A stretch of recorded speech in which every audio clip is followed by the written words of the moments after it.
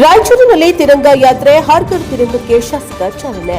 ಸ್ವಾತಂತ್ರ್ಯ ದಿನಾಚರಣೆಯ ಅಂಗವಾಗಿ ಆಯೋಜಿಸಿದ್ದ ಯಾತ್ರೆಗೆ ನಗರದ ವೀರಾಂಜನೇಯ ದೇವಸ್ಥಾನದಲ್ಲಿ ಶಾಸಕ ಡಾ ಶಿವರಾಜ್ ಪಾಟೀಲ್ ಚಾಲನೆಯನ್ನ ನೀಡಿದರು.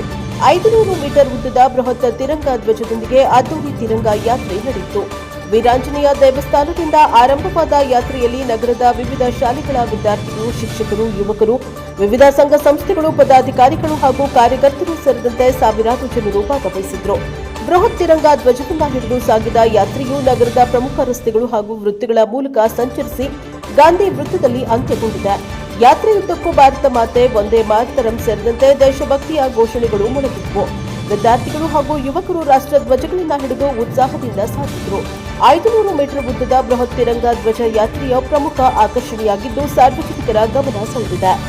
ಶಾಸಕ ಡಾ ಶಿವರಾಜ್ ಪಾಟೀಲ್ ಮಾತನಾಡಿ, ತಿರಂಗ ಯಾತ್ರೆಯಂತಹ ಕಾರ್ಯಕ್ರಮಗಳು ಯುವ ಜನರಲ್ಲಿ ದೇಶ ಪ್ರೇಮ, ರಾಷ್ಟ್ರಾಭಿಮಾನ ಹಾಗೂ ರಾಷ್ಟ್ರೀಯ ಏಕತೆಯನ್ನ ಭಾವನೆಯನ್ನ ಬಲಪಡಿಸುತ್ತವೆ. ಸ್ವಾತಂತ್ರ್ಯಕ್ಕಾಗಿ ಹೋರಾಡಿದ ಮಹನೀಯರ ತ್ಯಾಗವನ್ನು ಸ್ಮರಿಸುವುದರ ಜೊತೆಗೆ ದೇಶದ ಪ್ರಗತಿಗೆ ಪ್ರತಿಯೊಬ್ಬರು ತಮ್ಮದೇ ಆದ ಕೊಡುಗೆ ನೀಡಬೇಕು ಎಂದು ಕರೆಯನ್ನ ನೀಡಿದರು. ವಿದ್ಯಾರ್ಥಿಗಳು ದೇಶದ ಭವಿಷ್ಯದ ಶಕ್ತಿಯಾಗಿದ್ದು ಶಿಕ್ಷಣದ ಜೊತೆಗೆ ಸಂವಿಧಾನ, ಪ್ರಜಾಪ್ರಭುತ್ವ, ರಾಷ್ಟ್ರೀಯ ಏಕತೆ ಹಾಗೂ ಜವಾಬ್ದಾರಿಯುತ ನಾಗರಿಕತ್ವದ ಮೌಲ್ಯಗಳನ್ನು ಬೆಳೆಸಿಕೊಳ್ಳಬೇಕು.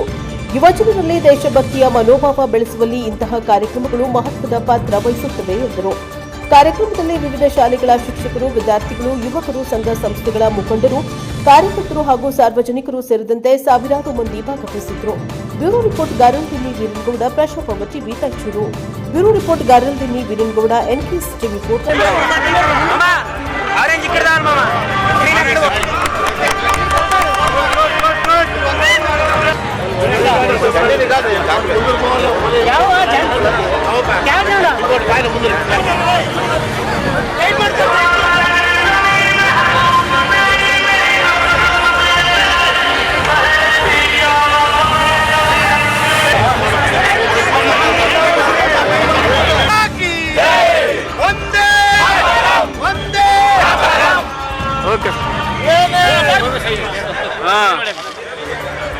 लिया लेते ना वीडियो लिया टीवी मातले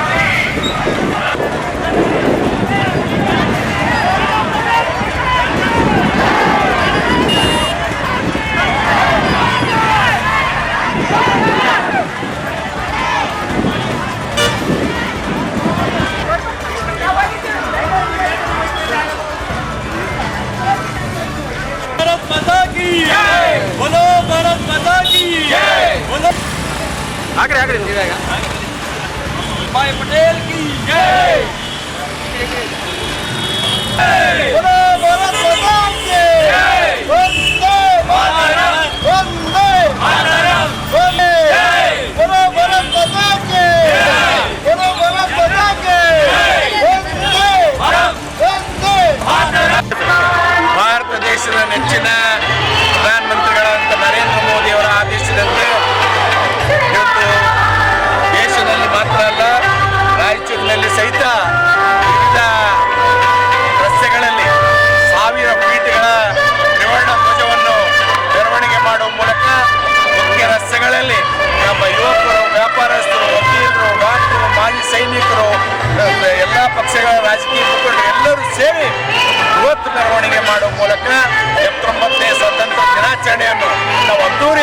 ದಿನ ಆಚರಣೆ ಮಾಡಲಿಕ್ಕೆ ನಾವೆಲ್ಲರೂ ಸಿದ್ಧತೆ ಮಾಡಿಕೊಂಡಿದ್ದೇವೆ. 13ರಿಂದ 15ನೇ ತಾರೀಕುವರೆಗೆ ಪ್ರತಿಯೊಂದು ಮನೆಯ ಮೇಲೆ ಧ್ವಜ ಹಾರಿಸಬೇಕು ಅಂತೇಳಿ ಸಮಸ್ತ ರಾಯಚೂರಿನ ಜನತೆಗೆ ನಾನು ವಿನಂತಿ ಮಾಡಿ ಬಯಸ್ತೇನೆ.